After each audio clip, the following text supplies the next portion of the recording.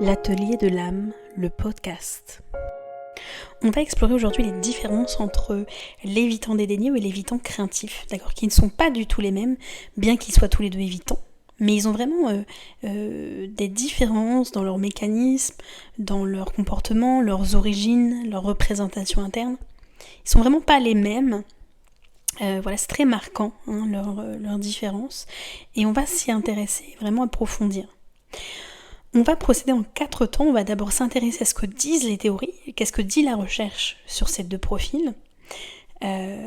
Ensuite, on va s'intéresser à leur enfance, d'accord, comment ils se sont construits, d'accord, les liens précoces qu'ils ont eus et qui les ont construits. Ensuite, on va s'intéresser à leur comportement, comment les reconnaître dans les relations amoureuses ou etc. Comment ils se comportent, qu'est-ce qui les différencie dans leur façon d'interagir, etc.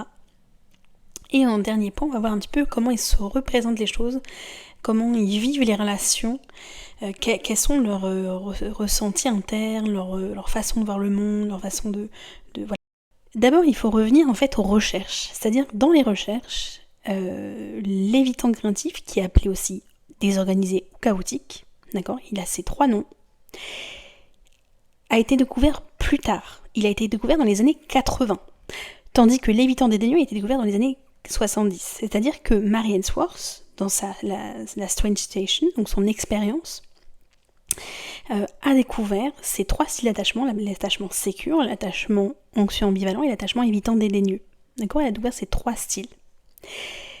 Et par la suite, donc, Judith Solomon et Mary Main qui était une collaboratrice et une élève aussi de Mary Ainsworth, ont découvert le style d'attachement désorganisé, donc l'évitant craintif. Comment ils ont découvert ce style ? En fait, ils ont découvert qu'il y avait un style d'attachement, donc on a ces 3 premiers styles d'attachement qui sont dits organisés, d'accord, qui ont un modèle et qui ont un fonctionnement très organisé, en fait, on peut anticiper comment ils vont réagir, ils réagissent d'une certaine manière et toujours de la même manière à la séparation avec leur mère, d'accord, dans les expériences, ils ont toujours la même façon de réagir aux situations, tandis que les styles d'attachement désorganisés, dits évitant craintifs, eux n'ont pas d'organisation. D'accord ? C'est pour ça qu'ils sont dits désorganisés. D'accord ? Il faut vraiment écouter les terminologies. Ça a une signification. Il est appelé désorganisé parce qu'il n'a pas réussi à se construire sur un modèle. D'accord ? C'est 3 modèles de base qui est l'anxieux, l'évitant et la personne sécure. Donc le désorganisé et l'évitant craintif est en fait, on aurait pu aussi l'appeler l'anxieux évitant ou l'évitant anxieux. C'est-à-dire qu'il a les 2 blessures, il a les 2 fonctionnements de l'évitant dédaigneux, et l'anxieux. Il a les 2 fonctionnements en lui. Il a les 2 blessures, donc il a aussi la peur de l'abandon et la peur d'être envahi. Et seulement lui est désorganisé, donc en fait il alterne entre les deux, en fonction des situations, en fonction des moments aussi de la journée, etc. Il va changer. Donc il est très imprévisible par rapport à l'évitant dédaigneux. L'évitant dédaigneux est beaucoup plus grounded, c'est-à-dire en anglais, est très solide. En fait, il a vraiment un fonctionnement beaucoup plus stable que l'évitant craintif qui, lui, change constamment, n'a pas de stratégie pour s'attacher, d'accord ? Il ne sait pas comment réagir aux situations. Il est désemparé, en fait, d'accord ? Il est complètement chaotique, en fait. Pourquoi cette différence entre donc, ces 2 styles d'attachement ? Pourquoi le désorganisé existe aussi ? On va le voir en fait dans l'enfance. Il faut vraiment revenir en premier lieu à l'enfance de l'évitant dédaigneux et de l'évitant craintif. Ils n'ont pas du tout la même enfance. Dans leur enfance, l'évitant dédaigneux, lui, a vraiment appris souvent, en tout cas c'est fréquemment le cas pour la plupart des évitants dédaigneux, des parents qui sont eux-mêmes évitants, donc qui peuvent être présents dans le sens où ils s'occupent de l'enfant, ils le nourrissent, ils s'occupent de ses besoins physiologiques, ses besoins d'éducation, ils l'emmènent à l'école, etc. Donc ils peuvent s'occuper de lui, d'accord, d'un point de vue logistique, mais il n'y a pas de connexion émotionnelle, il n'y a pas de lien, il n'y a pas d'affection, il n'y a pas de relation parent-enfant comme on peut l'imaginer avec une relation d'affection. Le parent s'occupe un peu comme un éducateur de l'enfant. Et il peut aussi parfois, justement des personnes plus évitantes, avoir beaucoup d'attentes sur l'enfant, voilà, qui doit performer, qui doit réussir scolairement, qui doit etc. Et en fait l'enfant apprend très tôt à s'autogérer, et à se couper de ses besoins émotionnels, d'affection, et apprend à être autonome très tôt.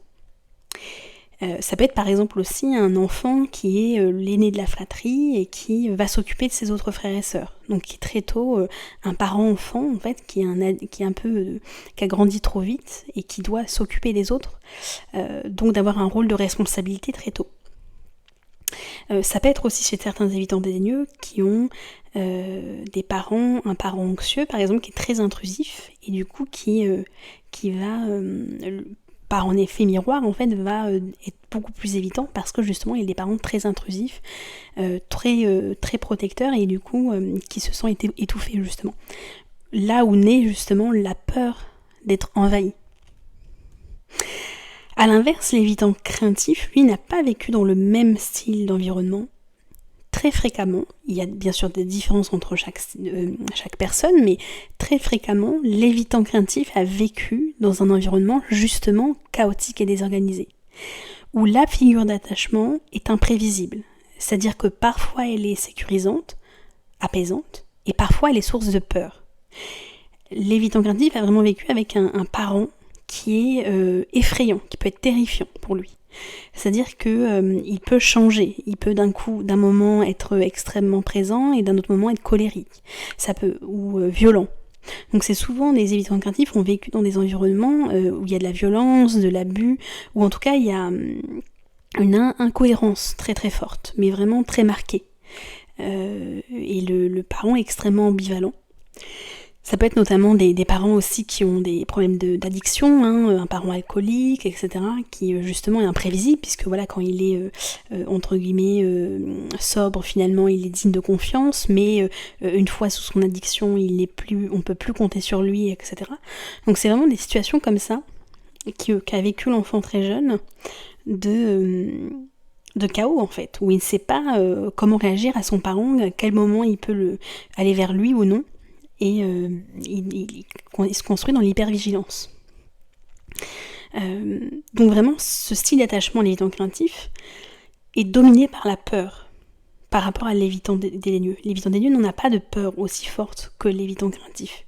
L'évitant craintif, lui, en fait, il y a une représentation différente de l'image qu'ils ont du monde, etc. Leur modèle opérant est différent.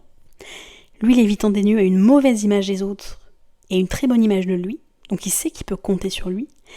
L'évitant craintif, il a une très mauvaise image des autres, donc il sait qu'il ne peut pas compter sur les autres, il est très méfiant. Mais il a aussi une très mauvaise image de lui, donc il n'a pas confiance en lui, il n'a pas une bonne image de lui, donc ce qui est très compliqué pour l'évitant craintif, c'est qu'il ne sait ni être avec les autres, donc il a beaucoup du mal à être dans l'intimité, mais il a aussi beaucoup de mal à être seul. Il a très peur de la solitude. Donc ça donne un profil très paradoxal, très complexe, parce que justement il a les deux peurs qui sont simultanées, et du coup il est vraiment comme son profil l'indique, il est très chaotique. Il peut être très dans le rapprochement, puis tout d'un coup disparaître, revenir, enfin voilà, il y a vraiment des allers-retours très forts, parce il a beaucoup de trauma. C'est un style d'attachement qui a le plus de trauma que les autres. Donc là, on commence vraiment à sentir cette différence entre évitant dédaigneux et évitant craintif, où l'évitant craintif est vraiment, comme on l'a dit, dominé par la peur. On va voir maintenant les différences dans leur comportement, qu'est-ce qui les différencie, comment ils réagissent aux choses, comment ils sont, et comment on peut les reconnaître aussi. En fait, ce qu'il faut comprendre, c'est que l'évitant craintif, lui, comme il a aussi cette partie anxieuse en lui, cette peur de l'abandon, etc., c'est quelqu'un qui va beaucoup plus rechercher de la connexion. Il a aussi envie de connexion profonde, de relations émotionnelles. Donc il va être de manière plus générale plus chaleureux. Il peut être très chaleureux, très capable de se connecter. Il est beaucoup plus expressif qu'un évitant dédaigneux. Il va vraiment chercher à échanger, discuter. Il aime souvent les discussions profondes. Donc très souvent, quand on apprend à le connaître, c'est quelqu'un qui pose beaucoup de questions, qui est très à l'écoute, qui pose des questions, qui veut comprendre le monde de l'autre, et il arrive très bien à faire en sorte que les autres se sentent vus, entendus, puisqu'on le rappelle, l'évitant craintif a appris à être dans l'hypervigilance, donc il sait un petit peu anticiper ce que les autres veulent ou désirent, etc. Donc il va être très focalisé sur les autres, donc il agit de manière plutôt anxieuse quand il rencontre les autres. où il cherche à obtenir l'approbation de l'autre, il cherche vraiment à rentrer en connexion. Donc au départ, ils sont très charmants, les évitants craintifs, parce qu'il n'y a pas beaucoup de peur qui est là, et ils savent très bien être chaleureux en fait, et aimants, et faire en sorte que l'autre se sente bien, etc. Donc il y a vraiment parfois aussi cette hypersensibilité chez l'évitant craintif, où il est très sensible justement au changement de comportement de l'autre, etc. Très attentif à l'autre, et très capable d'apporter aussi de l'émotionnel, bien qu'il a une part évitante, il est beaucoup plus émotionnel dans le sens où il va, par exemple, si vous échangez par message, etc., l'évitant craintif va être plus émotionnel, il va mettre des emojis, il va être chaleureux, alors que l'évitant dédaigneux, lui, il veut vraiment éviter la profondeur, il veut vraiment resté en surface des choses, éviter trop les conversations qui émotionnelles justement, et par exemple dans la façon d'écrire, par exemple par message, il va être très laconique, des messages les moins chargés possibles, les plus courts possibles. En fait vraiment l'évitant dédaigneux de manière générale parle moins, est plus court dans ses réponses, est plus direct, d'accord. Il va pas chercher à arrondir les angles, à apporter une espèce de chaleur, d'émotion ou de connexion. Il va vraiment être assez bref en fait dans sa façon d'interagir à l'autre, et beaucoup plus un peu plus fermé, moins dans des questions, moins dans des il va être un peu plus fermé justement. Et aussi une autre différence, c'est que l'évitant craintif, lui, est un people pleaser, donc c'est-à-dire qu'il va vraiment avoir du mal à poser des limites, à dire non, donc très souvent il a beaucoup de mal à poser ses limites, alors que l'évitant dédaigneux, pas du tout. L'évitant dédaigneux a vraiment des limites fortes. Très souvent il sait dire non, être assez... il y a des limites très extrêmes, hein. Il a vraiment... il sait poser ses... Enfin, pas toujours de la meilleure façon, mais en tout cas il pose ses limites, etc. Et il n'a pas trop de mal avec le non. D'accord, il se sent pas envahi par les émotions des autres et les besoins des autres, alors que l'évitant craintif, c'est le cas. Il a souvent vécu des relations de codépendance, etc. Donc il a du mal à se dissocier de l'autre et des attentes de l'autre, alors que l'évitant dédaigneux a vraiment des limites très très fortes. Par contre, ce qui se passe, c'est que l'évitant dédaigneux est moins empathique. Il a moins d'empathie que l'évitant craintif. Il rentre moins en empathie avec les autres. Il peut le faire aussi, hein, bien sûr, il est humain, hein, mais c'est beaucoup plus froid, beaucoup plus une force tranquille que l'évitant craintif. D'accord, l'évitant craintif lui va être plus volatile, justement parce qu'il a ces deux peurs. Hein. Et tandis que l'évitant dédaigneux lui va se retirer parce que entre guillemets, il se sent envahi. L'évitant craintif, ça peut être plus parce qu'il se sent blessé. Souvent, il y a vraiment cette blessure de la trahison. Alors quand on parle de blessure de trahison, c'est qu'il y a une confiance qui a été brisée. Et quand il se sent pas en confiance, l'évitant craintif, ou qu'il se sent blessé, il va vraiment désactiver, donc se couper du lien et prendre de la distance. Alors que l'évitant dédaigneux, c'est moins radical, c'est plus de manière graduelle, etc. Alors que l'évitant craintif, ça peut être vraiment un jour on est ensemble, puis l'autre jour je te bloque, enfin ça peut être vraiment extrêmement volatile en fait. Hein. Très volatile. L'évitant dédaigneux est beaucoup plus solide, calme dans sa façon d'être, d'interagir, de prendre les choses. L'évitant craintif peut être très émotionnel. Peut aussi avoir des moments où il explose aussi, c'est quelqu'un qui ne va pas dire les choses, qui va se sacrifier pour l'autre, qui peut aussi avoir des moments où il est dans la colère, etc., parce qu'il n'exprime pas ses limites, etc., il prend beaucoup de choses en charge, et il peut être beaucoup plus explosif que impulsif, voilà. Il peut être dans certains moments plus impulsif qu'un évitant dédaigneux qui lui va rarement va être beaucoup moins dans élever la voix ou s'énerver de manière démonstrative. Il va avoir une colère froide en fait, il va avoir une colère intérieure, il va plutôt imploser que exploser en fait, l'évitant dédaigneux. Donc on voit bien les différences entre les deux, où on a vraiment un évitant craintif qui est plutôt un anxieux, qui désactive, donc qui a aussi cette peur de l'abandon, mais dès qu'il y a trop d'émotions, ou qu'il se sent blessé, etc., ou qu'il en fait trop pour l'autre et qu'il ne se sent pas aimé à sa juste valeur, il va prendre de la distance. L'évitant dédaigneux, lui, c'est que vraiment il cherche à éviter toute profondeur, trop d'émotionnel, etc. Et rester très factuel dans les choses, très opérationnel, mais sans justement créer de liens trop profonds, pour pas aller au-delà de son masque en fait et de son mur. Donc 4e point, hein, on arrive sur cette question de comment ils ressentent les choses l'un l'autre, comment ils vivent les choses intérieurement. Comme on a pu le voir au début, l'évitant dédaigneux, lui a une bonne image de lui, donc il sait compter sur lui, mais il a une mauvaise image des autres. Tandis que l'évitant craintif a une très faible estime de lui, très mauvaise image de lui et très mauvaise image des autres. Donc ça crée que, en fait, dans les relations, très souvent l'évitant craintif, lui, il a du mal à être dans la relation parce qu'en fait, il va être tourmenté. Il a tellement de peur de rejet, il a tellement de difficultés à se sentir aimable, etc., qu'il va avoir vraiment... il peut vraiment, comme l'anxieux, avoir des pensées obsessionnelles sur l'autre, se préoccuper de la relation. Voilà, certains évitants craintifs ont vraiment du mal à être en lien parce que ça leur demande beaucoup de remise de questions, ils s'interrogent beaucoup sur la relation, est-ce qu'ils sont une bonne personne, etc. Et c'est vrai que l'évitant craintif se remet beaucoup en question. Très souvent, il s'en sent assez coupable quand il fait entre guillemets du mal à l'autre ou quand il ne répond pas aux besoins de l'autre et qu'il a besoin de prendre de la distance. Il ressent beaucoup de culpabilité, beaucoup plus que l'évitant dédaigneux. Il va vraiment très rapidement s'auto-culpabiliser et se sentir très responsable de la relation et de l'autre et de ce que ressent l'autre. Et donc il va beaucoup se poser de questions, être très dans le doute en fait. C'est quelqu'un qui doute beaucoup. Donc il y a certains évitants craintifs que j'ai pu croiser qui sont vraiment dans des périodes de célibat très longues parce que les relations pour eux sont épuisantes. Parce que justement il y a ces deux problématiques pour eux, où ils ont peur d'être envahis et peur de l'abandon. Donc il y a ça réveille tellement de traumas, de blessures, c'est tellement douloureux en fait pour eux parfois les relations, c'est tellement source de souffrance parce que il y a tellement de peur, tellement de doute, tellement de fragilité intérieure. C'est des gens très fragiles en fait de fond, même si parfois ils montrent un masque de solidité.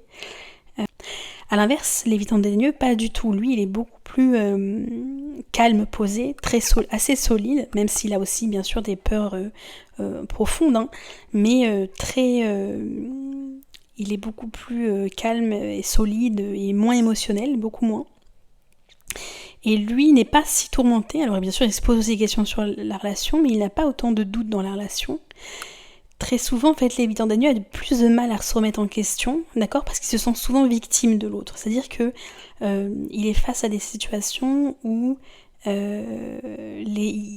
lui, il a une bonne image de lui, mais une mauvaise image des autres, il a l'impression que c'est les autres qui l'envahissent, qu'il n'a pas ce sentiment que il fait quelque chose de mal et il va plutôt aller vers une solitude choisie. Il va plutôt se dire finalement je suis mieux tout seul parce que quand je suis avec les autres, l'enfer c'est les autres. Il y a un peu cette idée de les autres me font des reproches, on fait des critiques, il va plutôt avoir l'impression que c'est l'autre qui l'attaque entre guillemets ou qui l'envahit.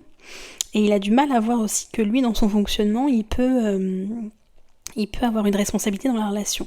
Parce que lui est très calme, très posé, il fuit les conflits, et il a l'impression que c'est l'autre qui cherche les conflits, que c'est l'autre qui cherche le problème dans la relation, alors que lui ne se rend pas compte qu'en fait il est juste dans la fuite, et qui ne prend pas ses responsabilités dans la relation. Donc c'est plus difficile, même si il se remet en question aussi, hein. Mais comme il y a cette bonne image de soi, il y a plus ce côté... il y a moins en tout cas de doute. Conclusion, on voit bien la différence entre l'évitant dédaigneux et l'évitant craintif, d'accord, déjà dans les recherches, comme on l'a vu, dans leur enfance, dans leur comportement, dans leur modèle interne. Et on voit bien que l'évitant dédaigneux, lui, c'est une solitude choisie. Quand il se coupe des relations et qu'il se met à distance, c'est plus un choix parce qu'il se sent bien dans la solitude. L'évitant craintif, c'est plus qu'il a une très forte envie de connexion, il a très envie d'amour, de passion, de lien, mais il y a tellement de peur, il y a tellement de souffrance intérieure qu'il se coupe du lien et se met à distance des relations pour se protéger et pour rester, se sentir bien en fait. Mais c'est pas autant un choix que chez l'évitant qui se convainc parfois que finalement il est mieux sans personne, etc. C'est vraiment différent. Et c'est lié à leur passé, etc. C'est lié à leur construction en fait, à la façon dont ils se sont construits, qui est vraiment différente. Et d'ailleurs, il y a des relations évitantes craintives, évitantes dédaigneux, où justement l'évitant craintif, lui, va être plus anxieux avec l'évitant. Donc comme on l'appelle l'évitant, quand on parle d'évitant, le terme évitant en fait désigne l'évitant dédaigneux. Il va être très anxieux, donc il va agir comme un anxieux, il va avoir la peur de l'abandon, etc. Et à l'inverse, quand il est avec quelqu'un d'anxieux, il va être plus activé dans sa polarité évitante. Donc vraiment, l'anxieux et l'évitant craintif, lui, oscille entre les deux, en fait. Vraiment, ces deux aspects, comme on a pu le voir, où en fonction des relations, il va être plus activé dans une de ces polarités.